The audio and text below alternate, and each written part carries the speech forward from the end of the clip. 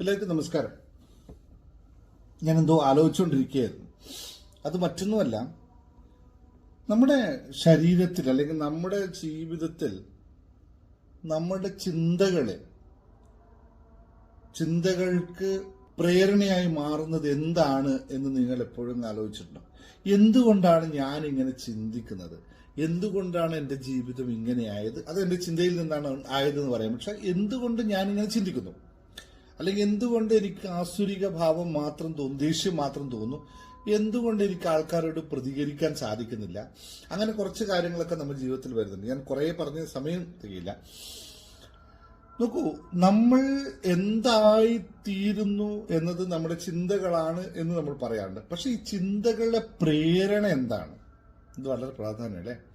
നിങ്ങളിപ്പോ ശ്രദ്ധിച്ചിട്ടുണ്ട്. ഉദാഹരണമായിട്ട് പറയാം, മെഡിറ്റേഷൻ നിങ്ങൾ ചെയ്യാൻ തുടങ്ങിയതിന് ശേഷം, ബ്രീത്തിങ് കൃത്യമായി ചെയ്യാൻ തുടങ്ങിയതിന് ശേഷം നിങ്ങളുടെ ചിന്തകളിൽ മാറ്റം ഉണ്ടായിട്ടുണ്ടോ?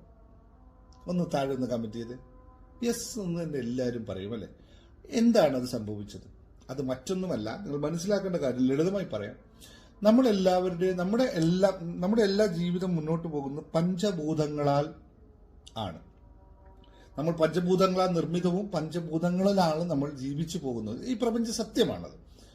അപ്പോ വായു, അഗ്നി, ജലം, പൃഥ്വി, ആകാശം, ഇതെല്ലാം നമ്മുടെ ജീവിതത്തിൽ ഇൻഫ്ലുവൻസ്ഡ് ആണ്. എല്ലാ സമയത്തും നമ്മുടെ ജീവിതത്തിന്റെ ഭാഗമാണ്.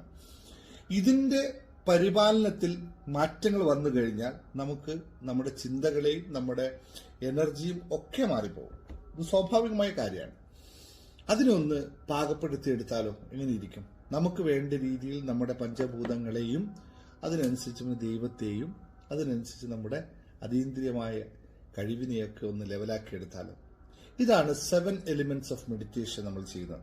അപ്പൊ ഇത്തവണ 7 എലിമെന്റ്സ് ഓഫ് മെഡിറ്റേഷൻ വിത്ത് ചക്ര മെഡിറ്റേഷനിലാണ് നമ്മൾ പ്ലാൻ ചെയ്തിട്ടത്. കൂടെ മുദ്രായോഗയും കൂടി. ഇതെന്തിനാന്ന് വെച്ചാൽ, മുദ്രായോഗ ഓരോ കാര്യങ്ങൾ ഈ പഞ്ചഭൂതങ്ങളെ ക്രമീകരിക്കണമെങ്കിൽ നമുക്ക് കുറച്ച് മുദ്രകൾ അറിഞ്ഞിരിക്കണം, കുറച്ച് മെത്തേഡുകൾ അറിഞ്ഞിരിക്കണം. ഈ മെത്തേഡ് നമ്മൾ കുറെ ക്ലാസ്സിൽ പറയാം. ഇപ്പൊ ഞാൻ പറഞ്ഞ സമയം തികയില്ല. ഇത് നമ്മൾ ചെയ്യുമ്പോൾ നമ്മുടെ ശരീരം ഓട്ടോമാറ്റിക്കായി അതിനായിട്ട് അലൈൻ ചെയ്യപ്പെടും. ഇത് ഞാൻ പറഞ്ഞതല്ല, യോഗീശ്വരന്മാർ കാലങ്ങളായിട്ട് കണ്ടുപിടിച്ചു വെച്ച തത്വത്തെയാണ് പറയുന്നത്.